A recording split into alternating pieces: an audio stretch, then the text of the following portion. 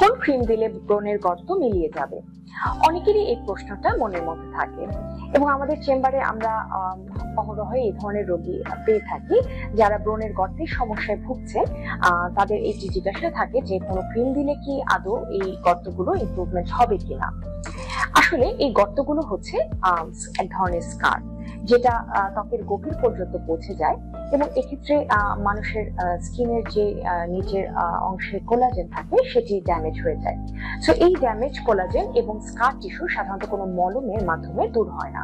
এক্ষেত্রে আমরা বিভিন্ন ধরনের কম্বিনেশন ট্রিটমেন্ট সাজেস্ট করে থাকি, যেমন এর মধ্যে রয়েছে লেজার থেরাপি, রয়েছে পিআরপি উইথ মাইক্রোনেডলিং, রয়েছে এমএনআরএফ থেরাপি এবং সেই সাথে রয়েছে ক্রস টিসি কেমিক্যাল পিডিং।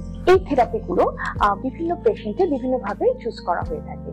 সাধারণত ফেসের স্কারগুলো অ্যাসেস করে তারপর আমরা এই ট্রিটমেন্টগুলো শুরু করে থাকি এবং ইন টোটাল ডিউরেশন যদি বলা হয়ে থাকে অ্যাভারেজ 6 to 8 মান্থসের একটা কোর্স তার নিতে হবে এবং ইন টোটাল ট্রিটমেন্ট নেওয়ার পরবর্তীতে উনি 50 to 70% ইমপ্রুভমেন্ট বুঝতে পারবেন এবং এই ইমপ্রুভমেন্টটা আসলে ওনার স্কারের বয়সের উপরে ডিপেন্ড করে।